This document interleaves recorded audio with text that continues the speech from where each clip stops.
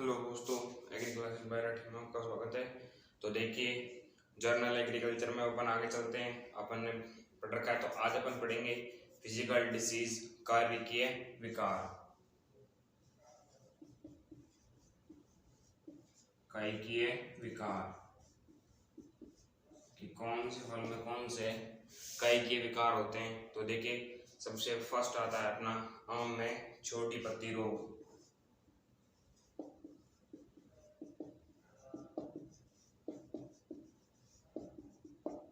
आम में छोटी पत्ती रोग होता है जिंक की कमी से।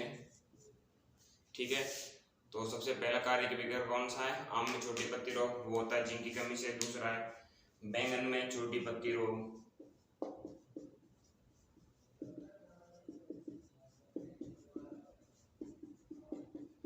बैंगन में छोटी पत्ती रोग होता है माइकोप्लाज्मा से।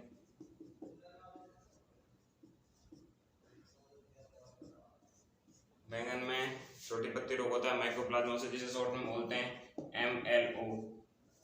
ठीक है, उसके बाद अगला आता है आम में आंतरिक ऊतकक्षय। नंबर 3 पे आता है आम में आंतरिक ऊतकक्षय। आम में आंतरिक ऊतकक्षय होता है बोरोन की कमी से। ठीक है, और ये होता है। ठीक है, तो अपन अब तक 3 फिजिकल डिसऑर्डर पढ़े कार्य के विकास। सबसे पहला आम में छोटी पत्ती रोग जिंक की कमी से, बैंगन का छोटी पत्ती रोग माइकोप्लाज्मा जिसे शॉर्ट में MLO बोलते हैं, और आम में आंतरिक ऊतकक्षय होता है बोरोन की कमी से।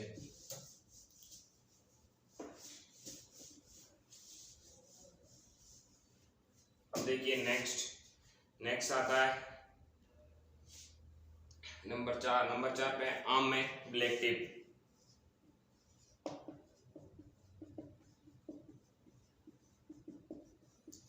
आम में ब्लैक टिप होता है या तो बोरोन की कमी से या फिर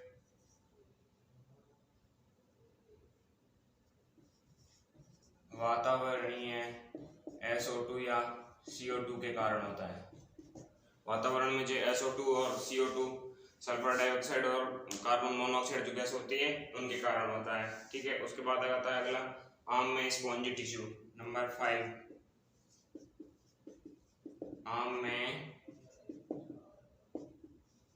स्पॉन्जी टिश्यू। आम में स्पॉन्जी टिश्यू रोग होता है ताप संवहन के कारण।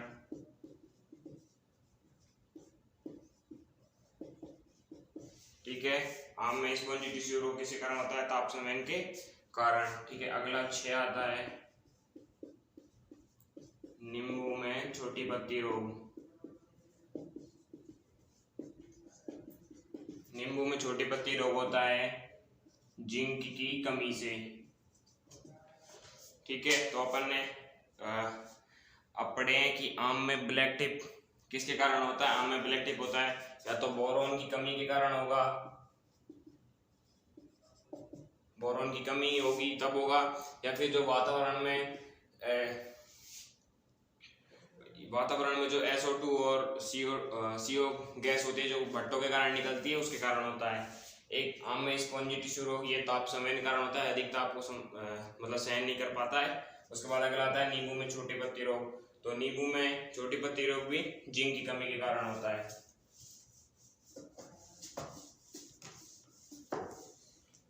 अब देखिए नेक्स्ट आता है नंबर 7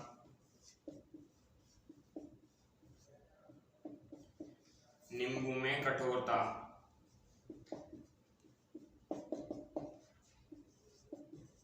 नींबू में कठोरता आती है बोरोन की कमी के कारण। ठीक है, उसके बाद अगला आता है नींबू में पीलापन। नंबर 8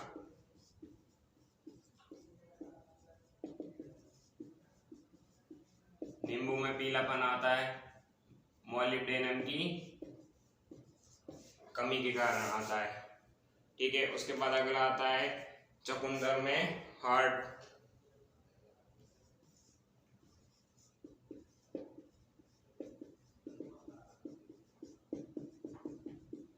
चुकंदर में हार्ट रोग होता है, बोरोन की कमी के कारण आता है।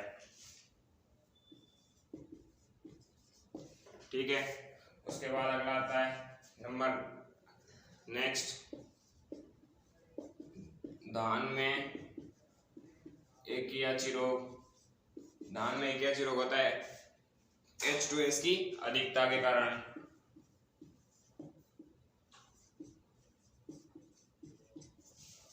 जो धान का एकियाची रोग होता है वो किस कारण होता है? H2S के कारण। नींबू में कठोरता बोरॉन की कमी के कारण, नींबू में पीलापन मोलिब्डेनम की अधिकता के कारण, चुकंदर में हार्ट रोग बोरॉन की कमी के कारण, और धान में एकियाची रोग होता है H2S की अधिकता के कारण। उसके बाद अपन आगे चलते हैं। उसके बाद आता है धान का खैरा रोग।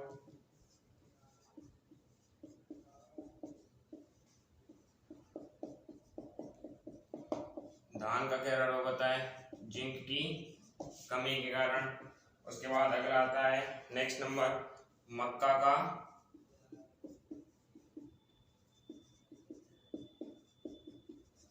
श्वेत कलिका। ठीक है, तो मक्का का श्वेत कलिका भी किसके कारण आता है? मक्का की श्वेत कलिका का रोग भी जिंक की कमी के कारण आता है। ठीक है, उसके बाद अपन नेक्स्ट चलते हैं। अगला है धान का श्वेत आंख रोग। ठीक है, धान का श्वेत आंख रोग भी ये आता है फेरस की कमी के कारण।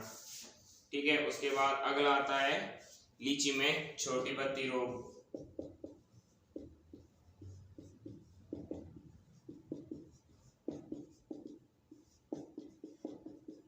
लीची में छोटी पत्ती रोग जिंक की कमी के कारण आता है। ठीक है, उसके बाद अपन नेक्स्ट चलते हैं सेब का बिटर पिट।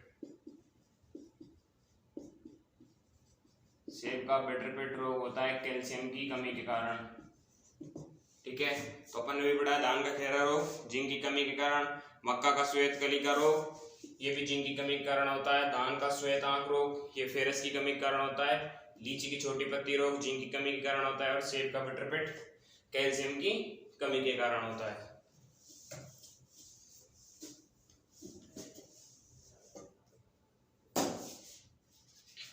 अगला देखिए खीरे का पीली रोग, ये भी कैल्शियम की कमी के कारण होता है, खीरे का पीली रोग। अगला आता है फूल गोभी में ब्राउनिंग।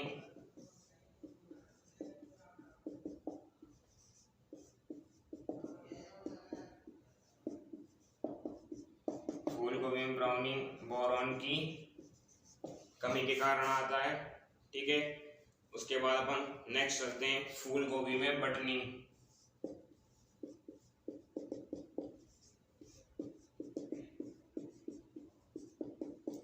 फूल गोभी में बटनिंग नाइट्रोजन की कमी के कारण आता है। ठीक है, उसके बाद अगला आता है फूल गोभी में होलो स्टेम।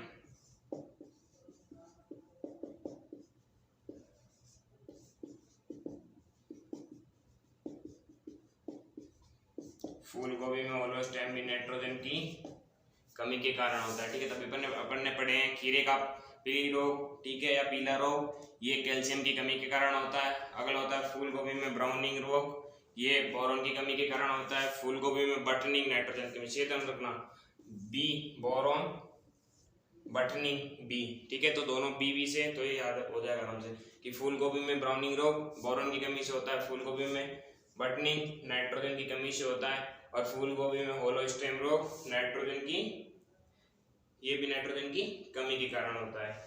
ठीक है, उसके बाद अपन चलते हैं नेक्स्ट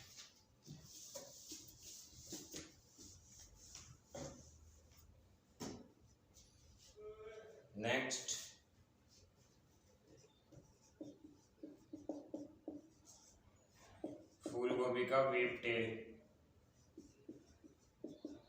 फूल गोभी का वीप टेल होता है मोलिब्डेनम की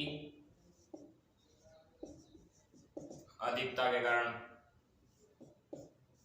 ठीक है, फूल गोभी में वीप टेल किस कारण होता है? मोलिब्डेनम की अधिकता के कारण। ठीक है, नेक्स्ट आता है आलू का होलो हार्ट। आलू का होलो हार्ट रोग होता है नाइट्रोजन की अधिकता के कारण। ठीक है, आलू का होलो हार्ट होता है नाइट्रोजन की अधिकता के कारण। और आलू का ब्लैक हार्ट, आलू का ब्लैक हार्ट होता है O2 की कमी के कारण या ऑक्सीजन की कमी के कारण होता है। ठीक है, उसके बाद अपन नेक्स्ट चलते हैं। अगला आता है आंवले का आंतरिक ऊतकक्षय।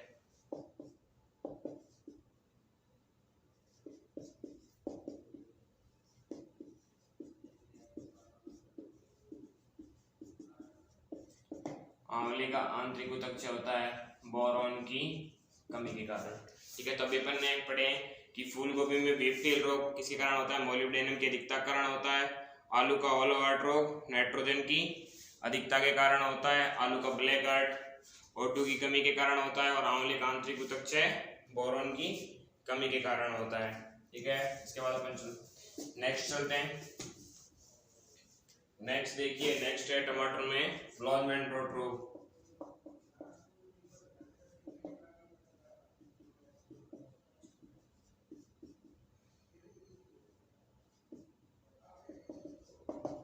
ठीक है, टमाटर में ब्लॉसमैन रॉट रोग किसके कारण होता है, कैल्शियम की कमी के कारण होता है। ठीक है, टमाटर में ब्लॉसमैन रॉट रोग किसके कारण होता है, कैल्शियम की कमी के कारण होता है। उसके बाद अगला आता है टमाटर में पफीनेस।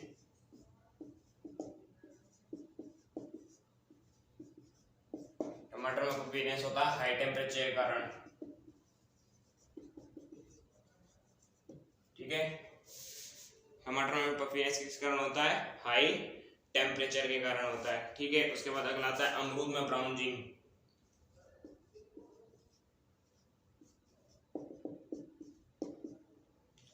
अमरूद में ब्राउनिंग।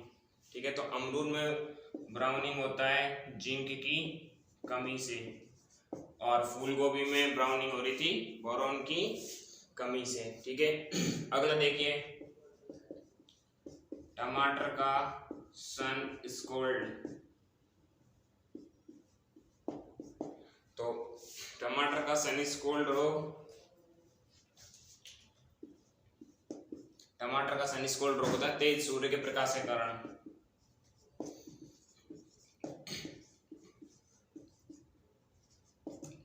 ठीक है, तो अभी अपने पढ़े थे टमाटर में ब्लॉसमैन रॉट रोग कैल्शियम की कमी से होता है।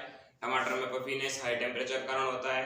अमरूद में ब्राउनिंग जिंक की कमी से होती है। बटकी जबकि अपन ने अभी पढ़ गए थे कि फूल गोभी में ब्राउनिंग बोरॉन की कमी से होती है। और टमाटर का सन एंड स्कोल्ड रोग तेज सूर्य के प्रकाश के कारण होता है, सन स्कोल्ड, इसी से हो जाएगा ये तो। ठीक है, इसके बाद अपन नेक्स्ट चलते हैं। नेक्स्ट टमाटर में कैटफिश।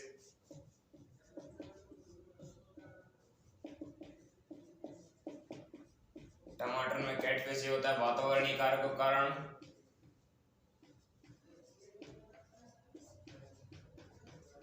ठीक है, टमाटर का वातावरणीय कारक टमाटर का कैटफिश किस कारण होता है, वातावरण के कारक के कारण। उसके बाद अगला आता है अनार का फल फटना। अनार का फल फटना होता है बोरॉन की कमी के कारण होता है। ठीक है, अनार का फल फटना किसके कारण होता है, बोरॉन के कारण होता है। अगला आता है अंगूर का हैंड एंड चिकन रोग।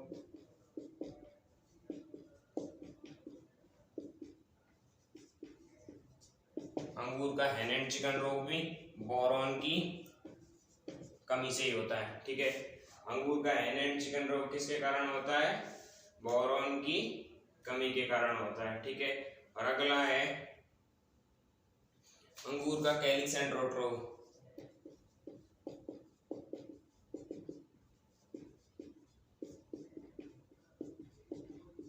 अंगूर का कैलिक्स एंड रोट रोग होता है कैल्शियम की कमी के कारण।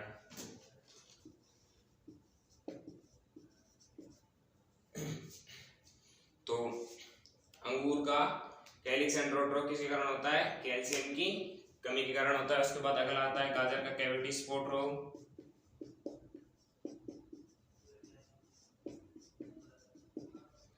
गाजर का कैविटी स्पॉट रोग भी कैल्शियम की कमी के कारण ही होता है। ठीक है, तो अभी अपन ने पढ़े कि टमाटर में कैटफिश वातावरणीय कारकों के कारण होता है, और अनार का फल फटना बोरॉन की कमी के कारण होता है। अंगूर का हैंड एंड चिकन रोग बोरॉन की कमी के कारण होता है। अंगूर का कैलिक्स एंड रोट रोग कैल्शियम की कमी के कारण होता है, और गाजर का कैविटी स्पॉट रोग भी कैल्शियम की कमी के कारण होता है। अब देखिए, अब अपन चलते हैं नेक्स्ट पर। उसके बाद आता है गाजर का स्प्लिटिंग।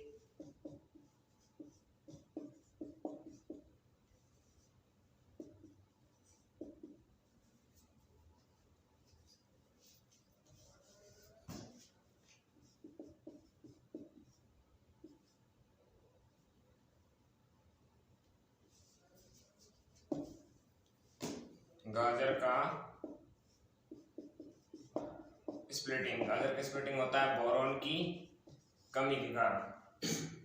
गाजर का स्प्लिटिंग किसके कारण होता है? बोरॉन की कमी के कारण। उसके बाद अगला आता है गाजर का फॉर्मिंग रोग। गाजर का फॉर्मिंग रोग होता है मृदा कठोरता के कारण। ठीक है, गाजर का फॉर्मिंग किसके कारण होता है? मृदा कठोरता के कारण। उसके बाद अगला आता है मटर का मार्स स्पॉट रोग। मटर का मार्स स्पॉट रोग होता है मैग्नीज की कमी के कारण। मटर का मार्स स्पॉट रोग किसके कारण होता है? मैग्नीज की कमी के कारण होता है। उसके बाद अगला आता है तंबाकू का सैंड्रोन रोग। तंबाकू का सैंड्रोन रोग होता है मैग्नीशियम की कमी के कारण होता है। तंबाकू का सैंड्रोन रोग किसके कारण होता है?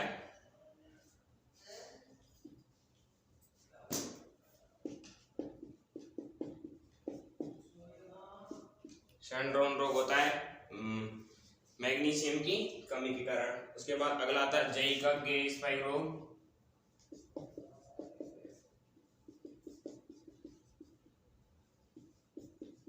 जई का ग्रे स्पाइक भी मैग्नीज की कमी के कारण होता है। ठीक है, तो अभी पढ़े गाजर का स्प्लिटिंग बोरॉन की कमी के कारण, गाजर का फॉर्मिंग मृदा कठोरता के कारण, मटर का मार्स स्पॉट रोग मैग्नीज की कमी के कारण, तंबाकू का सैंड्रोन रोग मैग्नीशियम की कमी के कारण, और जई का ग्रे स्पाइक रोग मैग्नीज की कमी के कारण होता है। अब अपन नेक्स्ट चलते हैं। उसके बाद आता है गन्ना का फैला रोग।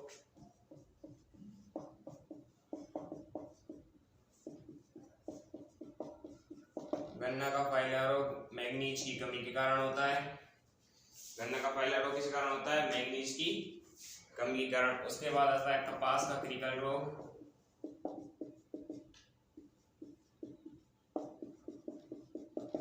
ये भी मैग्नीज की कमी के कारण होता है।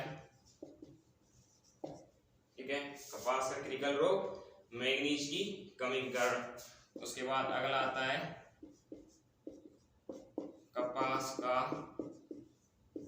त्रियक रोग या त्रिका रोग। ये होता है पानी की कमी के कारण या फिर सोडियम की कमी के कारण, या फिर ये होता है लवणीय क्षारीय मृदा से।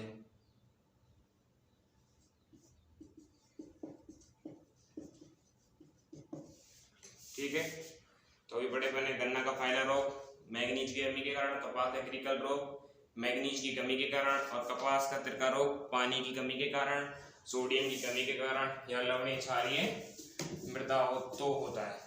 ठीक है, उसके बाद अपना एक आता है मूली का ऑक्सीन रोग।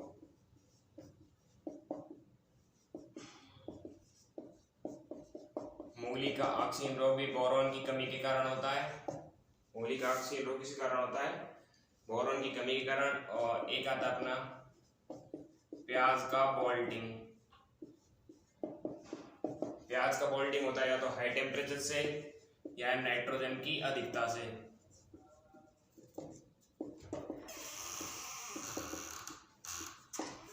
हाई टेम्परेचर या नाइट्रोजन की अधिकता के कारण होता है। ठीक है, अब अपन देखते हैं, अब अपन का इसमें एक छोटा सा टॉपिक और है कि जो अपने आवश्यक फल और वो हैं उनको अपन करते हैं। देखिए तो अपन इसमें और करते हैं जर्नल एग्रीकल्चर में। आगे देखिए एक अपना आता है फल व सब्जियों की आवश्यकता कितनी कितनी होती है, कैसे कैसे होती है। ठीक है, तो फल व सब्जियों की आवश्यकता,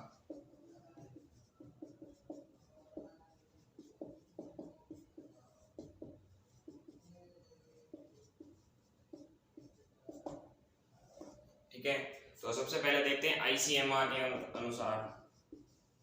आईसीएमआर की फुल फॉर्म में इंडियन काउंसिल मेडिकल रिसर्च और आईसीआर की इंडियन काउंसिल एग्रीकल्चर रिसर्च। ठीक है, तो आईसीएमआर के अनुसार सबसे पहले आता है फल। आईसीएमआर के अनुसार आईसीएमआर ने बताया था कि 120 ग्राम फल प्रति डे प्रति व्यक्ति के द्वारा ग्रहण किए जाने चाहिए। इतने फल एक व्यक्ति को एक दिन में खाने चाहिए। तो आईसीएमआर के अनुसार 120 ग्राम फल व्यक्ति को एक दिन में खाने चाहिए। ठीक है, उसके बाद उन्होंने बताया था सब्जी। तो आईसीएमआर के अनुसार 300 ग्राम सब्जी प्रति दिन प्रति व्यक्ति को खानी चाहिए थी। उनमें भी इन्होंने बताया था कि 100 से 125 ग्राम तो जड़दार सब्जियां खानी चाहिए, 100 ग्राम सब्जी पत्तीदार खानी चाहिए और 75 ग्राम अन्य खानी चाहिए। ठीक है, आईसीएमआर के अनुसार फल कितने खाने चाहिए एक व्यक्ति को? 120 ग्राम फल प्रतिदिन प्रति व्यक्ति के द्वारा और 300 ग्राम सब्जी प्रति व्यक्ति प्रतिदिन। उनमें भी 100 से 125 ग्राम जड़दार, 100 ग्राम पत्तीदार और 75 ग्राम अन्य खानी चाहिए। ठीक है, उसके बाद इन्होंने और बताया था कि दूध, एक व्यक्ति को 280 ml दूध पर डे पर व्यक्ति के द्वारा लिया जाना चाहिए। आईसीएमआर के अनुसार दूध कितना चाहिए? 280 ml पर व्यक्ति पर डे अनुसार। चीनी, 40 ग्राम चीनी पर डे पर व्यक्ति के द्वारा ली जानी चाहिए। दालें, 80 ग्राम दाल पर डे पर व्यक्ति के अनुसार ली जानी चाहिए। ठीक है, इन्होंने और बताया था अनाज, 475 ग्राम पर डे पर व्यक्ति के द्वारा ली चाहिए। आईसीएमआर के अनुसार अपन ने देखा अभी फल 120 ग्राम पर डे पर व्यक्ति खानी चाहिए और सब्जियां 300 ग्राम पर डे पर व्यक्ति खानी चाहिए, जिनमें 100 से 125 ग्राम जड़दार, 100 ग्राम पत्तीदार और 75 ग्राम अन्य। दुग्ध 280 ml पर डे पर व्यक्ति को लेना चाहिए। चीनी 400 ग्राम लेनी चाहिए पर डे पर व्यक्ति और दालें 80 ग्राम पर डे पर व्यक्ति, अनाज 475 ग्राम पर डे पर व्यक्ति के अनुसार लेना चाहिए। ठीक है, ये तो आईसीएमआर के अनुसार थे। उसके बाद देखिए डब्ल्यूएचओ के अनुसार फल 90 से 110 ग्राम पर डे पर व्यक्ति लेने चाहिए। ठीक है, और आईसीआर के अनुसार 85 ग्राम फल पर डे पर व्यक्ति के लेना चाहिए। अब देखिए कि डब्ल्यूएचओ के अनुसार पता लग गया। अब देखिए कि भारत में फल उपलब्धता, अब देखिए फलों में की उपलब्धता।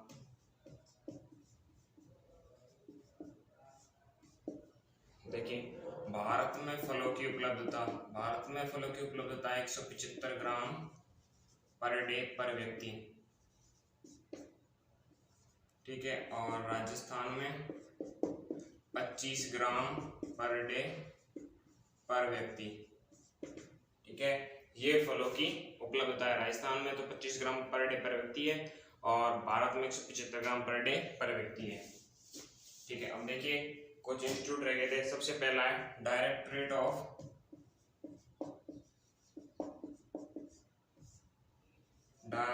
Of floriculture. Director of floriculture कहाँ पर स्थित है? नई दिल्ली में। ठीक है, डायरेक्टर ऑफ फ्लोरिकल्चर नई दिल्ली। उसके बाद एक आता है directorate of medicine and aromatic plant research. ये कहां पर स्थित है? आनंद, गुजरात में।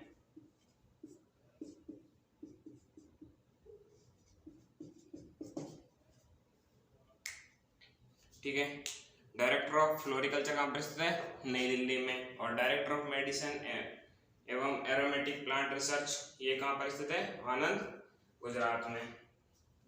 अब देखिए first horticulture college.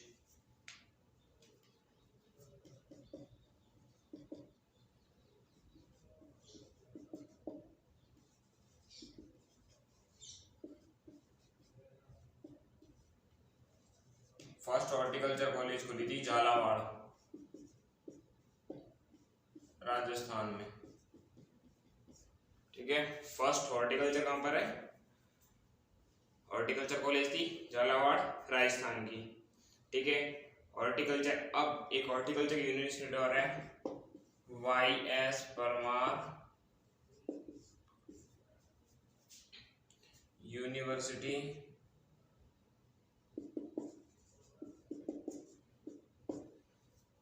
YS Parmar university of horticulture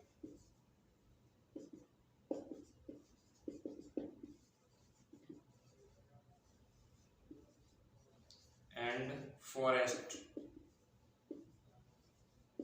ये कहां पर स्थित है? सोलन, हिमाचल प्रदेश में। YS Parmar university of horticulture and forestry, Solan, Himachal Pradesh में स्थित है ये। ठीक है, अब इसके बाद देखिए, इसके बाद एक आता है NAB,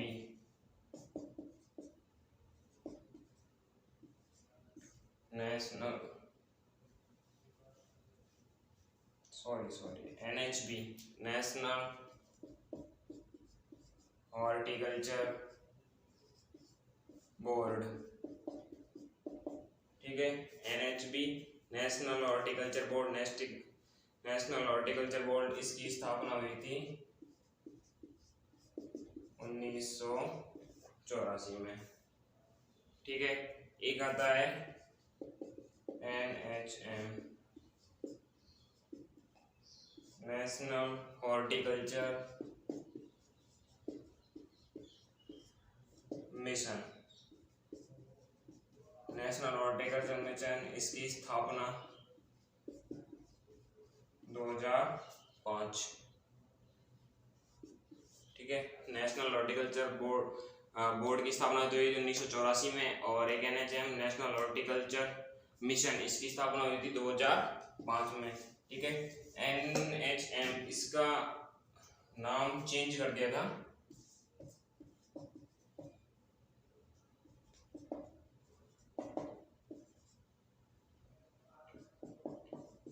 इसका नाम चेंज करके रखा गया था MIDH, mission integrated development of horticulture.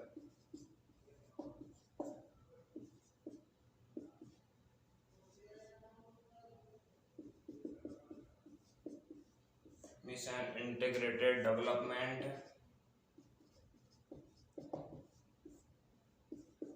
Of horticulture, इसका नाम चेंज किया गया था 2014 में।